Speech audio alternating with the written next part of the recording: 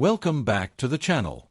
Today, we're diving into the growing online discussion about how single men are surviving, budgeting, and finding peace in today's economy while relationship expectations keep getting more expensive. Make sure to subscribe before we jump into it. So I just got into my car after going on a date, right?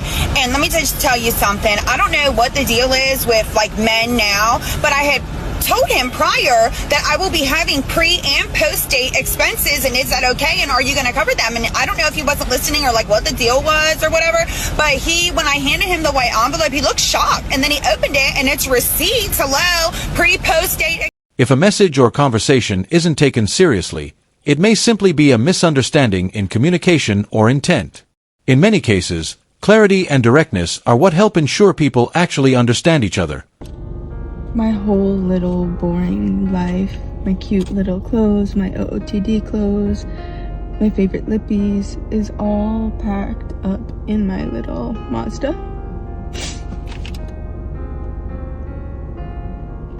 I don't know where I'm going, but I'm going somewhere.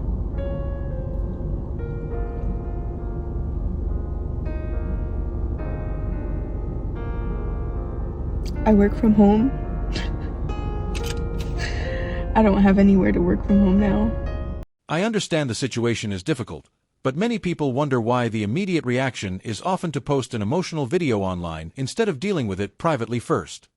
Y'all women, speak for yourselves when y'all say y'all don't. Because baby, I need a man. I don't want to be independent. Based on the reactions online, a lot of people seem to think she was overestimating her dating options to begin with. Times when you don't want to be living alone. 2 times you don't want to be living alone is when rent is due. That every single month I go through that. I should get a boyfriend. Then I can split rent. The second time is when you're sick. I would die right now for someone to bring me chicken noodle soup and a Gatorade. Like, I just have to go get up and do those things for myself, which I just want a little empathy. If a relationship is only being viewed through money or convenience, it may not be built on the strongest foundation. Healthy relationships usually require more than just shared expenses or expectations of being taken care of. I don't know, but I've been homeless for the past year after I broke up with my ex. I was living with my mom. I had my bed there, so I'm so grateful for that. But I had all my stuff in a storage unit. All my stuff here, clothes, shoes, purses, stuff, more stuff, even a TV, little duende, suitcases, everything. It makes me a little emotional, of course, seeing all of these, because that means that I trusted a man, and of course, I end up like this. I'm not doing that no more. Maybe there's more context involved, but based on what's being shown, it's difficult to place all the responsibility on one person.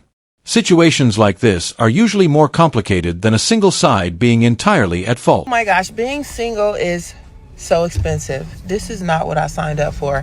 I really got to go buy outfits just to go out, just to try to impress these fools. And then on top of that, when I do go out, I got to at least buy myself an initial, beginner drink. So whatever that price may be. Sometimes I even got to pay to get into places by myself. I'm just so disgusted.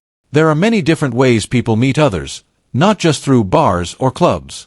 Social circles, hobbies, work, and online spaces can all be part of how connections are formed. Y'all women need to stop getting online trying to act like dudes be splurging on you and spoiling you and spending all this money on you when you really just be begging. A lot of y'all women problem is the fact that you idolize the lifestyle of a high-priced escort. If you not no if you not no escort, if you not selling your body in no type of way, random men are not giving you money. Please, get a grip. Finally, someone making a point that feels practical and grounded. After I said I would require a deposit to take me on a date to cover my date preparation costs, I'm now working with an app developer to make this a reality. This is actually happening. We are building the app. The woman can set the deposit rate and the man can pay for her date preparation costs. So as a woman, you're going to walk into the date already so happy, and that's going to lead to a better date and a better connection, and that gives the man a better chance of succeeding in courting you. Actually, one of the oldest professions. And the bottom line is that I don't care how you cover it up as some sort of new age dating app. Every man and every woman that signs up for this, they know what they're signing up for. A man is paying a woman for certain goods and services. That's what it is, bottom line. Some people see this kind of content as empowerment, while others strongly disagree with how it's being framed. It often leads to debate about boundaries, online work, and how different audiences interpret it. Provider man and I'm feminist. You know, I quite often talk that I would like to have a man who is more financially responsible in our family, who pays for dates, who pays for rent, etc. Aside from myself, I want to be an entrepreneur. I want to earn money because I love it and I enjoy it. But I want a man who pays the rent and who is kind of having provider energy, but still wants to be a partner with me. Why I want it? Because I saw it in my family. It's a situation that many people may not feel comfortable stepping into. Different individuals will likely have different boundaries and preferences about it. Part like 11. Being single currently is the worst thing you can be in 2024 from the financial standpoint. I've just seen a data stating that the average single person spends over £800 a month more on housing, bills, and food in comparison to people who are in relationships. Definitely way more comfortable and way more realistic for you to rent the apartment or even the house with your significant other than by yourself.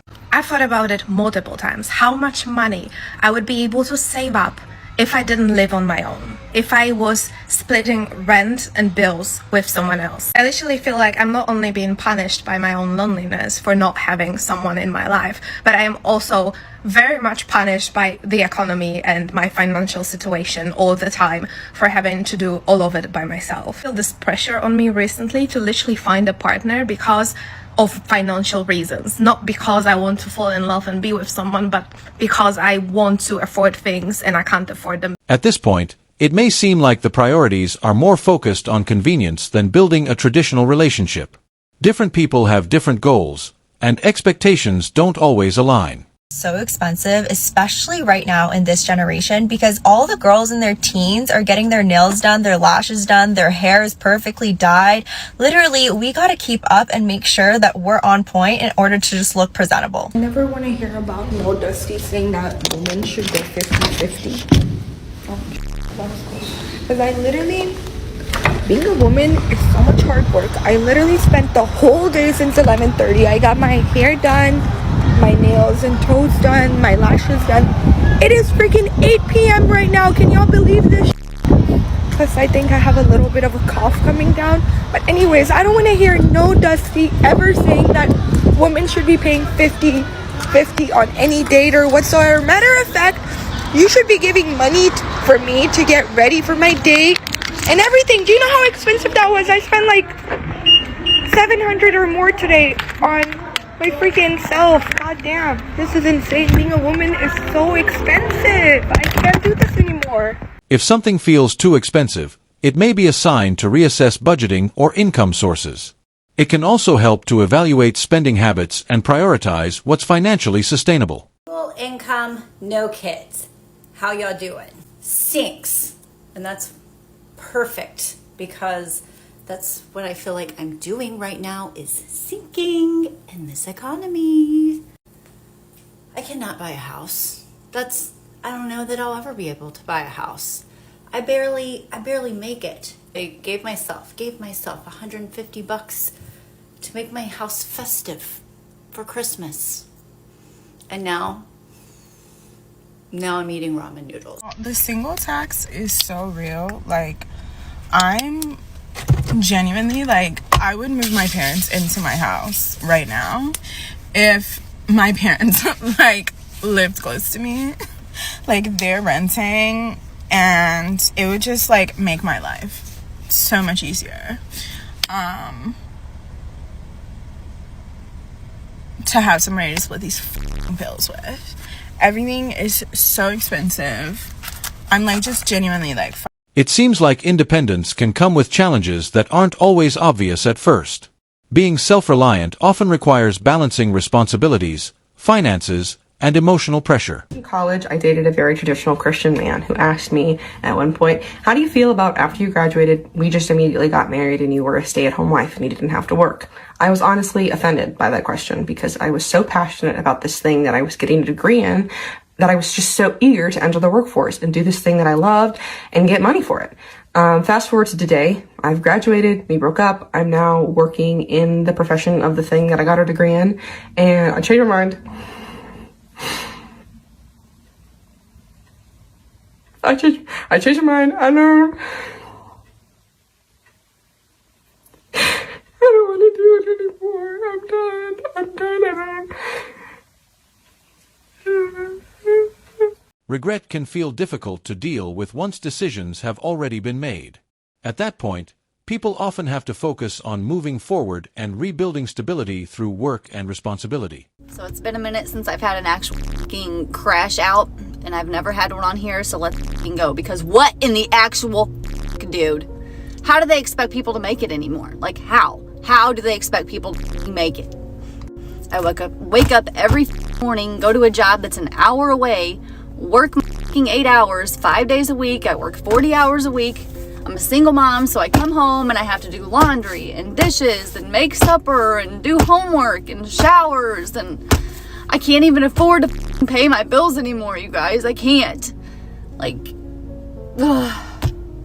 I don't know what else to do anymore. Like, it's to the point I'm getting ready to take my ex-husband to court for child support. Struggling so bad that I can't even pay my bills. And I work my off every day. And I just don't know how they expect people to make it. When discussions focus heavily on financial outcomes after a breakup, it can suggest unresolved conflict around money and responsibility. In many separations, financial arrangements become a major point of disagreement alongside emotional issues. That's all I do. And my favorite old man, Nick, he's like 80 something, says good morning and whatever, but this time he comes up to me and goes, by the way, are you single?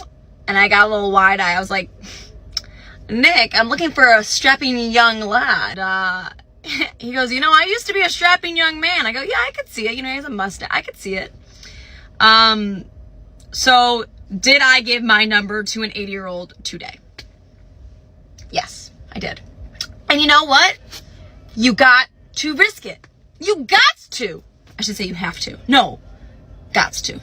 You got to. In this economy, Some people prioritize financial stability in relationships, while others prefer to build it independently. Different individuals approach long-term security in different ways, and expectations don't always align. It is living on your own as a girl with a dog.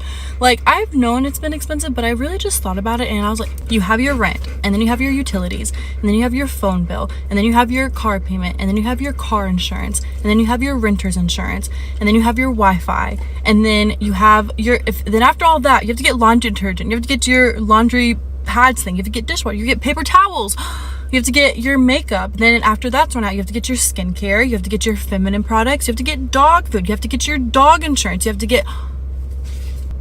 That's crazy. And this is my invitation. I want to give up my independence. I don't want to be an independent business girly. People often value independence, but financial responsibility in relationships can become a point of tension. When expenses are involved, expectations and communication about money can significantly affect how situations are handled. It is to be a woman in today's day and age. I'll start with my tier 1 of products that I use every single morning, but this totals to about $650 in product. Next is my nighttime routine. These products total about $610. So products alone, I'm gonna say are around $200 to $300. And then there's the actual tools. This blow dryer alone costs $300. Let me just point out that I did get that on sale, but still. So if we're talking the total of the tools, that's probably another $500 to $600 right there. Of course, it's important to keep in mind that lots of these are one-time purchases. And most of the products last between 3 to 4 months, but these are still things that we have to pay for that you don't. It's hard for me to total all that up, but ballpark, and this is me being on the conservative end of things, I'd say it's about $1,000 worth of product. There's a lot of pressure to be hairless, tan, poreless, beautiful people. And you know who put those beauty standards in place? Men. You know who owns lots of those beauty companies and fashion companies and famous lingerie brands? Men. So if you're gonna tell me what I should wear and how I should look, the least you can do is buy me a drink. Can we just talk about how expensive it really is being a girl in today's day and age? I know it's like getting your hair done, getting your nails done, getting your eyelashes done. I want to talk about the shower expenses that girls face. I had to exfoliate my body. And why did I have to exfoliate my body? Because I needed to prep my skin for self-tanning. I know guys can do this too, but I think girls do this more often. Hair care, if you did dye your hair, the shampoos, the conditioners, the hair masks, everything is so much more expensive as a girl. Shaving as well is so expensive. Laser is like $1,000. If I don't do these things, I just feel like I don't feel amazing. There are ongoing debates about expectations and financial responsibility in relationships and dating.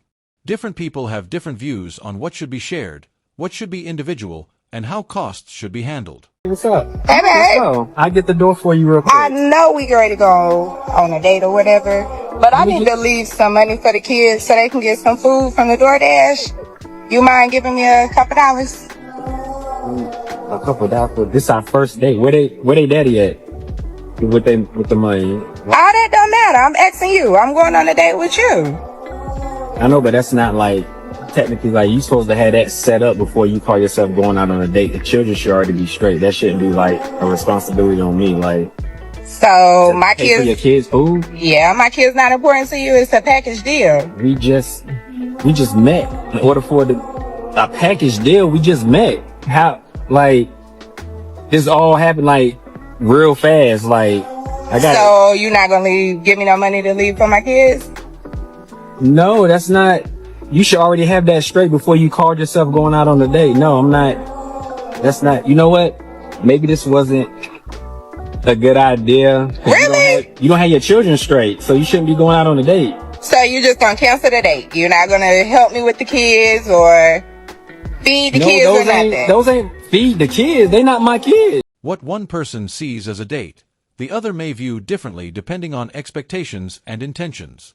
When perspectives don't align, it can lead to misunderstandings about purpose and boundaries in the interaction. As a single 29-year-old woman, I have 3 jobs. And I'm still struggling. And I'm just getting myself farther and farther into credit card debt because I don't have enough after the first of the month to avoid using it. Full-time job. Not doing it. Got a second job. It's barely doing it. The third job. Hit or miss. If I even get paid on time. I feel like I'm drowning and I don't know what to do. Okay, do I just find a boyfriend so I can split everything? What one person considers a date, the other may view differently depending on expectations and intentions. When those expectations aren't communicated clearly, misunderstandings about purpose and boundaries can happen. Hard planning for the future when so many variables of your life are like uncertain. I'm like, will I have a +1? I have no idea. Will I have the money to afford a flight? I have no idea. And while I have hope and excitement that, you know, my income will be replenished and I will eventually meet my future husband, not knowing when is definitely the most frustrating part. And I would constantly tell my friends that I'm also just sick of traveling. I just want to stay at home and like have my routine. But as I was like reflecting further, I think a big part of why I don't want to travel is that I'm just like tired of doing everything on my own, booking the flights, carrying my bags, figuring out transportation and accommodation. Like I just have seen, obviously, through my sister and her fiance and my mom and my dad, like what it's like to just be a team. Like when you're in a relationship, you don't have to do everything on your own, you know? If travel arrangements are causing repeated issues, it may help to reconsider plans or expectations around traveling alone. Clear communication and planning can often prevent misunderstandings or conflict. Why is it that I have to work 40 hours a week just so I can have a place to live? 40 hours a week makes me $2,000 a month, and my rent is $1,660. So I work 40 hours a week so I can have a 2-bedroom apartment, and an extra $300 a month. Like, it doesn't cover my phone, internet, food, you know? So not only do I not have any extra money, but just working makes me so exhausted that I don't have time either. Like, I get off work at 5:30, come home, I'm just so tired. If someone is living alone, paying $1,660 for a 2-bedroom apartment on a $2,000 income raises serious budgeting concerns. At that level, housing costs can take up most of the earnings and leave very little for other expenses. In situations like this, reassessing living arrangements or reducing costs is often necessary for financial stability. Exhaustion of single child-free people, let's talk about it. Clearly, I am the poster child of this today. And not one person on this green earth is meant to do any of this shit alone and by themselves. We are not meant to do the executive functioning and the tasks of 12 people. And yet here we are, doing exactly that. Break down your life into like specific categories, right? Like you have your home, you have your work, you have your social, you have your health, and you have just like all of these pieces of your life pie. And each one of those little pieces of the pie needs to be nurtured and cared for. And there are only 24 hours in the day. And maybe you want to sleep too. You know what I mean? And one person to take on all these tasks. How I'm going to show up in a specific place when I have already taken different energies out of my life to do these specific tasks. It's that. That is what exhausts the mother out of me, is having to it's multiple jobs. Like I'm doing a million jobs that require a different skill set. And it's gut. It seems like she recognizes the importance of having support and stability in life. Many people come to that realization in different ways and at different times. Single person, I have to pay my bond completely out of my own salary. I've got to pay my Wi-Fi out of my salary. I've got to pay the entire electricity bill by myself. I've got to pay my entire rates and taxes by myself. I have to buy all my groceries myself.